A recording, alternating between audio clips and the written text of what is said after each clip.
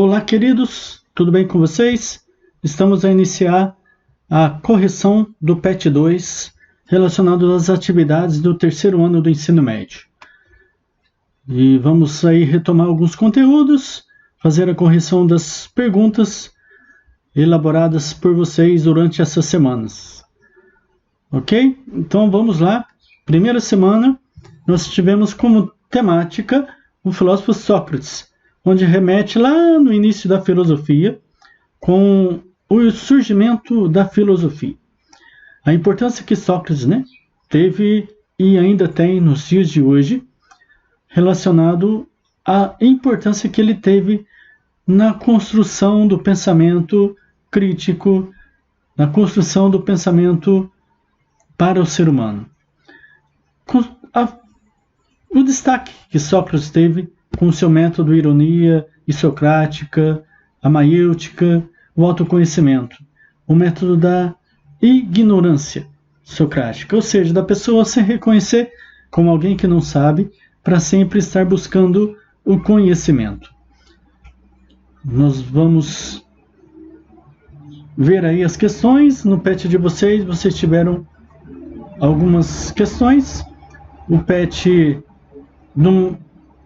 diurno, teve 2 questões, e o PET do noturno tiveram 3 questões. Primeira delas, com base na leitura do trecho e em outros conhecimentos sobre o assunto, redija um texto destacando 2 características da atitude filosófica. Então, nós vamos estar vendo aqui, na introdução da pergunta, tem um texto retirado do livro do Fernando Savater. Então, a partir desse trecho, nós vamos identificar as características da atitude filosófica e elencar 2 delas. Poderíamos colocar aqui a primeira delas, a dialética. A dialética como sendo uma atitude filosófica no sentido de levar as pessoas a indagar as opiniões, de não aceitar as opiniões como sendo verdadeiras, de refletir as opiniões contrárias às nossas. Essa dialética seria um embate, um debate entre uma pessoa e outra, mas não aquele debate que causa discussão, aquele debate que causa polêmica, mas um debate que causa crescimento, um debate que causa busca pelo saber, pela verdade. E a segunda postura seria o senso crítico. Você sair do senso comum, sair daquele achismo e encontrar a verdade. Ir em busca da verdade. Em busca de aprofundamento, de método científico. Ir em busca da episteme. Então, as 2 atitudes, filosófica, dialética e o senso crítico. Dentre outras, várias, podemos destacar essas 2.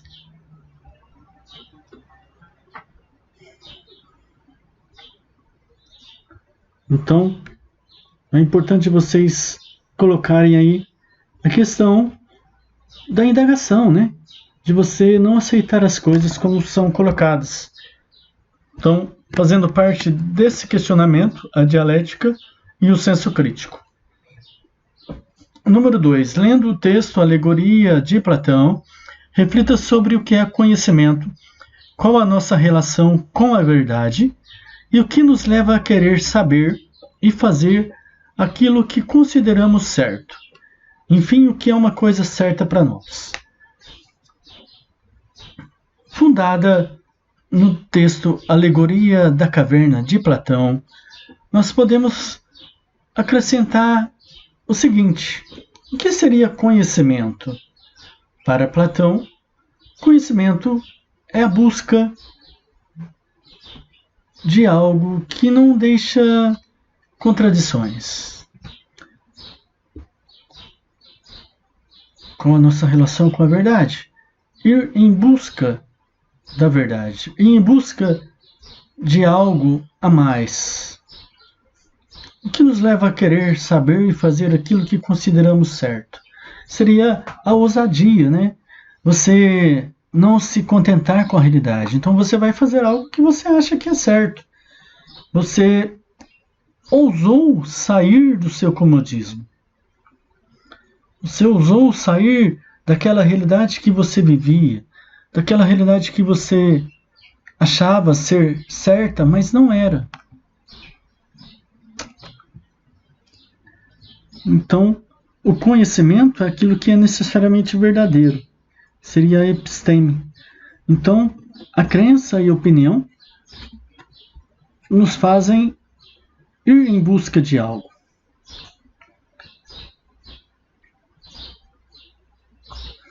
Então, o que é moralmente correto para mim pode não ser moralmente correto para o outro. E assim sucessivamente. Então, baseado nessa alegoria da caverna, nós podemos ter o seguinte: nós devemos sair do mundo da ilusão e alcançar a verdade. Nós devemos sair do senso comum e alcançar o senso crítico. Devemos sair do nosso achismo, das nossas aparências e alcançar e desejar alcançar uma realidade aparentemente correta e verdadeira. Certo?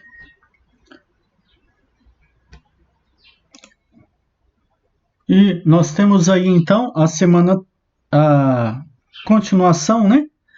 A questão 3. Qual a relação com a educação e a formação humana? Então, a filosofia, ela se relaciona plenamente com a educação e com a formação humana, porque a filosofia, ela traz em si, para o indivíduo, a capacidade de emancipação intelectual. Ou seja, o indivíduo desenvolve um novo olhar para o mundo. A partir desse novo olhar para o mundo, ele se percebe sujeito não só de deveres, mas também de direitos. Então, o indivíduo, a partir do momento que ele consegue parâmetros filosóficos, ele consegue se interagir com o intelecto, com o pensamento. Então, a filosofia traz essa capacidade de criar a emancipação intelectual, a emancipação crítica do sujeito em si. Então, a partir da educação, a partir da formação humana, a partir da identidade humana, o indivíduo tem a capacidade de saber a sua função no mundo em que ele vive. Letra B. Quais as principais características das atitudes filosóficas de Sócrates? Então, Sócrates tinha na indagação, através da ironia e da maiútica, a base para a busca do conhecimento verdadeiro. Ou seja, Sócrates não fazia apenas afirmações, mas ele acreditava que não se pode ensinar nada a ninguém, a não ser que a pessoa queira. Ele fazia afirmações, mas também fazia com que a pessoa se questionasse a partir das afirmações que ela fazia.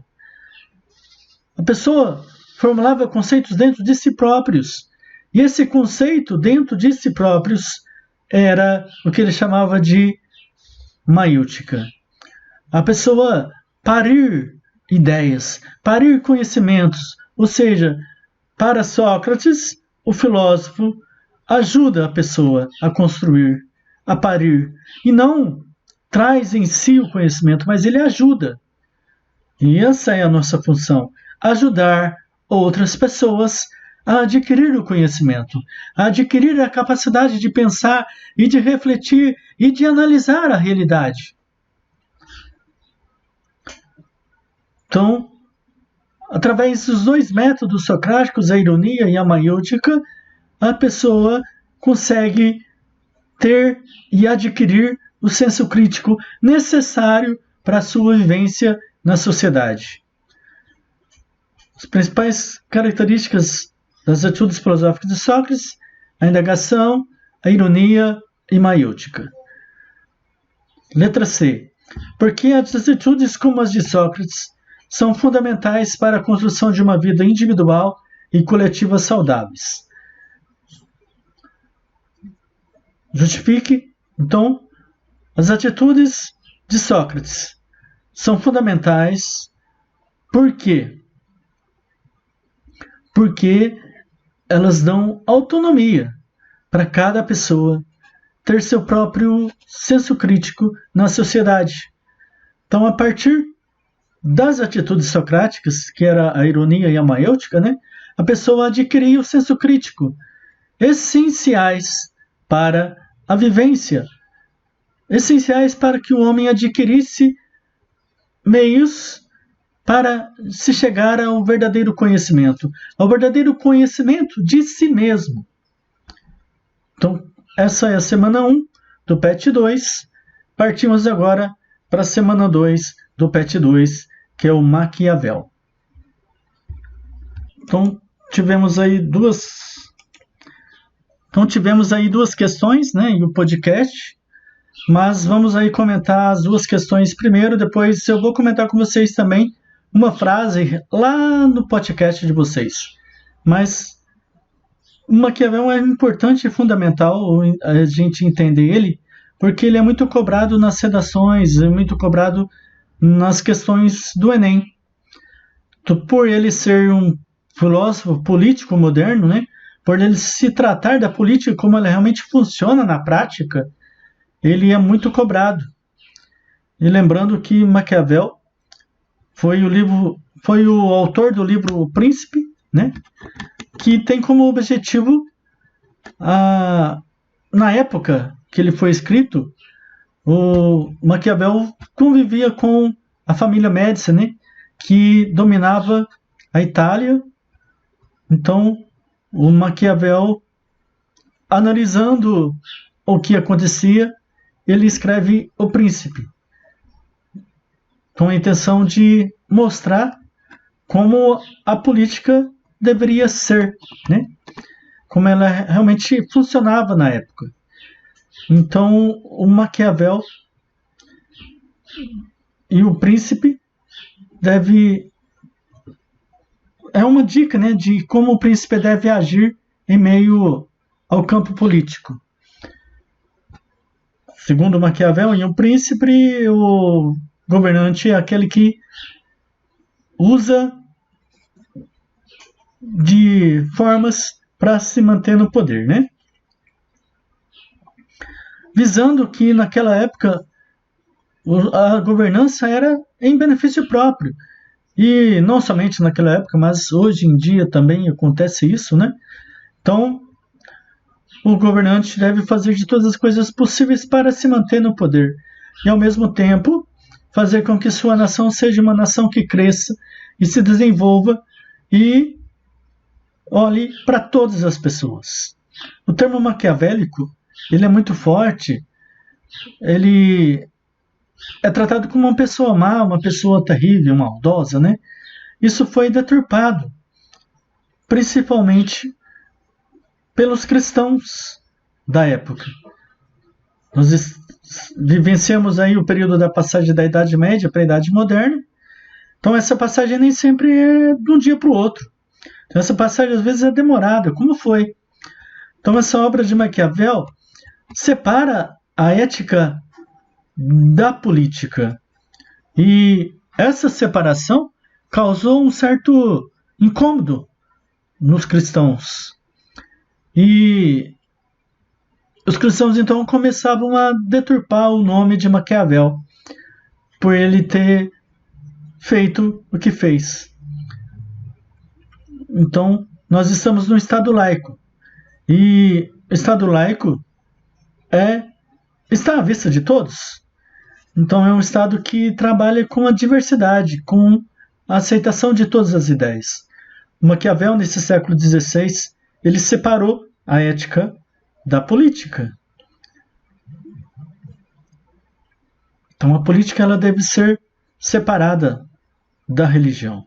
Então, as pessoas que não gostavam dessa atitude de Maquiavel começaram a usar esse termo maquiavélico no sentido pejorativo, para deturpar a ideia, para deturpar o nome mesmo de Maquiavel, porque ficaram descontentes com essas ideias de Maquiavel.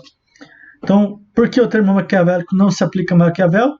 Porque esse termo foi usado de forma pejorativa para deturpar a obra e o nome de Maquiavel, no sentido de colocá-lo num patamar que não era seu. A número 2, aí tem um trecho para vocês, retirado do Enem de 2013. Então, como eu disse, Maquiavel é importantíssimo dentro desse contexto moderno, porque ele é um dos filósofos mais cobrados no Enem.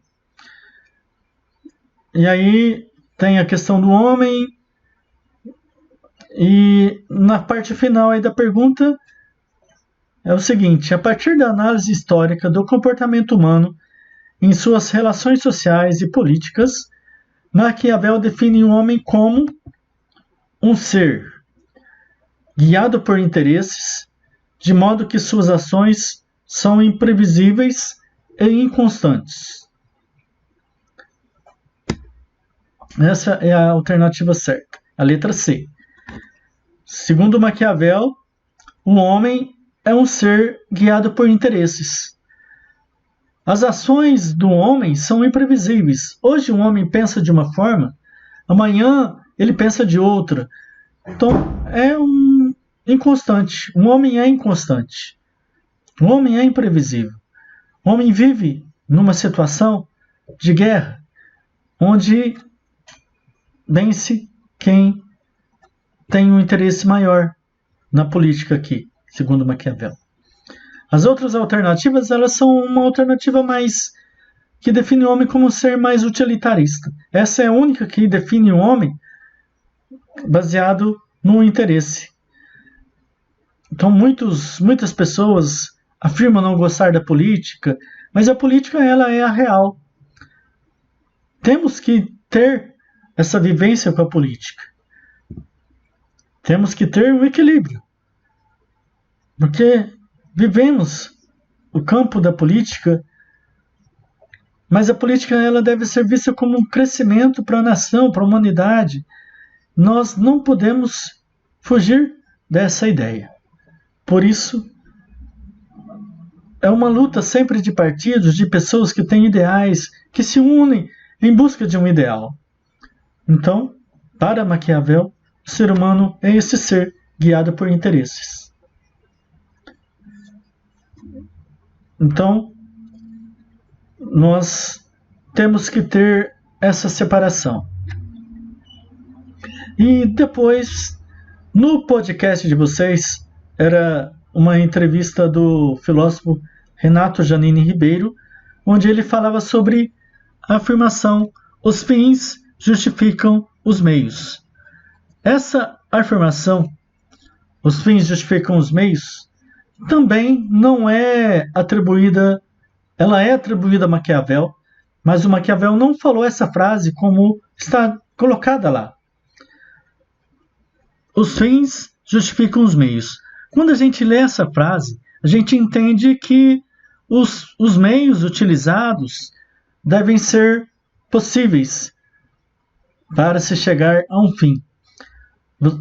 Então, o meio que você utiliza para se chegar a um fim, ele é justificável, mas não é sempre assim. Então, o governante, por exemplo, resolve criar um imposto, mas esse imposto não vai beneficiar todo mundo. Então, essa política não é a ideal. A política ideal é aquela que atinge todas as pessoas. Os fins vão justificar os meios. Esses fins devem ser para o benefício de todo mundo, e não apenas para uma parte da população ou para benefício próprio. Então, Maquiavel não utilizou essa frase nesse contexto colocado aí, mas as tomadas de decisão, por exemplo, as tomadas de decisão do governante, mesmo que sendo difíceis, precisam ser tomadas para um fim bom para todos, em benefício da população, em benefício de todos. É uma coisa que deve ser analisada em todos os âmbitos, em todos os sentidos. E aí, Partimos então para a semana 3, sobre Descartes, porque não se pode dizer que Descartes é cético, apesar de sua dúvida ser a respeito de toda a realidade. Então, nessa semana 3, ficamos focados no pensamento de Descartes e na questão do racionalismo, na questão do cogito ergo sum, o penso logo existo. Então, Descartes parte da ideia de que o ser humano é composto de ideias inatas, de que nós nascemos com as ideias adquiridas em nós. E então ele vai partir da ideia do racionalismo, de que a razão é o único caminho para se chegar ao verdadeiro conhecimento, a um conhecimento claro e distinto.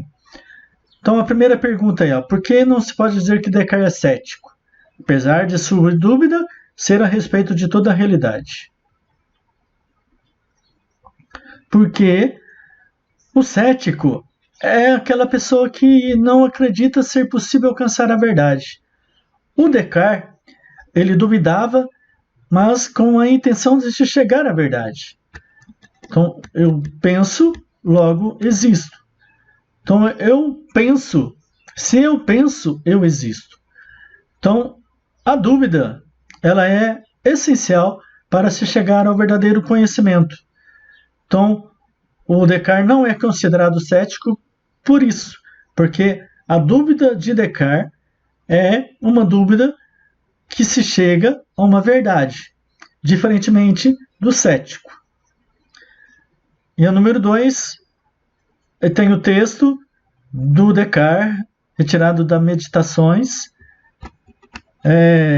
onde ele fala sobre a questão da existência de um gênio maligno. Então, no trecho, o autor refere-se aos grandes poderes de um suposto gênio maligno. Com base na leitura desse texto e considerando outras ideias contidas nessa obra de Descartes, redija um texto explicando como o filósofo se mostra capaz de vencer o gênio maligno. Então, o Descartes explica como o filósofo deve se vencer esse gênio maligno. Então, como nós devemos vencer esse gênio maligno? Através da dúvida, através de se colocar em dúvida tudo aquilo que você recebe como verdade. Penso, logo existo. Através do pensamento, colocar em dúvida toda a existência, todos os meus pensamentos. E colocar em prática o método cartesiano, de você ir dividindo os problemas maiores até se chegar ao problema menor e até se chegar a uma verdade. Então, como o filósofo se mostra capaz de vencer o gênio maligno? Colocando em dúvida toda a sua existência, não acreditando nas verdades recebidas até então. E a semana 4, semana onde nós vamos debater a questão do racionalismo e do empirismo, questão de Locke e Descartes. Primeira pergunta, sobre que aspectos Locke discorda de Descartes? Então, o Descartes acreditava nas ideias inatas, de que nós já nascemos com as ideias adquiridas em nós. E o Locke acreditava no conceito de tábula rasa, de que nós, seres humanos, nascemos desprovidos de qualquer ideia e vamos adquirindo essas ideias ao longo das experiências, que é o que ele vai chamar de tábula rasa.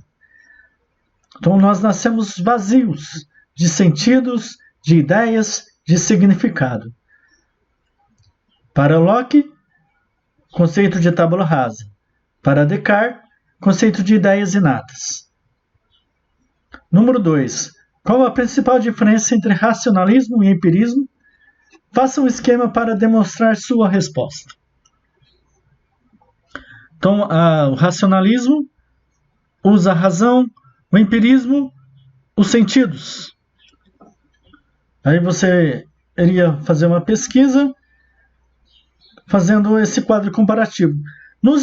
Na videoaula que eu passei para vocês, eu mostro lá esse quadro comparativo. Então, o racionalismo, ele parte da razão, o empirismo parte da experiência.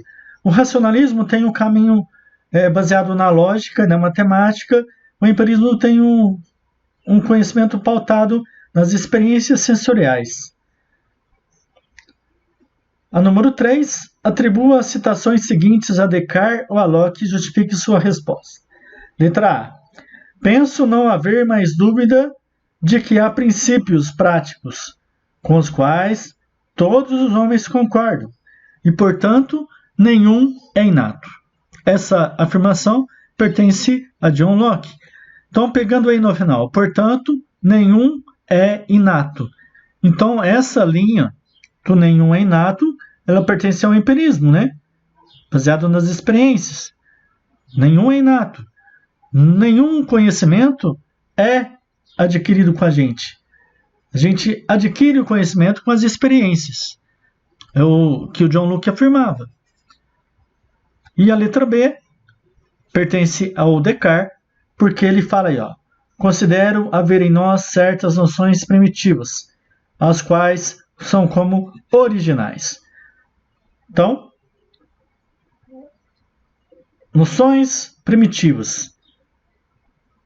Ou seja, não existe além de que nós mesmos. Primitivas. Primeiro, são como originais. Originais já está comigo. Então, René Descartes, questão do racionalismo. Os conhecimentos estão adquiridos em nós desde o nascimento. E a letra 4, a número 4, né? A partir da leitura sobre o pensamento de Descartes, Locke responda: qual das duas vertentes do pensamento, racionalismo ou empirismo, você avalia ser mais condizente com a nossa vida diária? E por quê? Você vai escolher um dos dois e vai justificar. Mas essa justificativa tem que ser pautada racionalmente. Deve ser analisada e refletida. Não pode ser qualquer resposta. Então, analisando aí as vivências diárias. Por exemplo, a criança. Uma criança, quando ela nasce, você acha que ela já nasce com as ideias nela? Ou ela nasce desprovida de nada? Esse é um exemplo. Você vai analisar e vai responder a partir desses dois conceitos. E você acha que é possível conciliar racionalismo e empirismo em uma mesma teoria? Explique.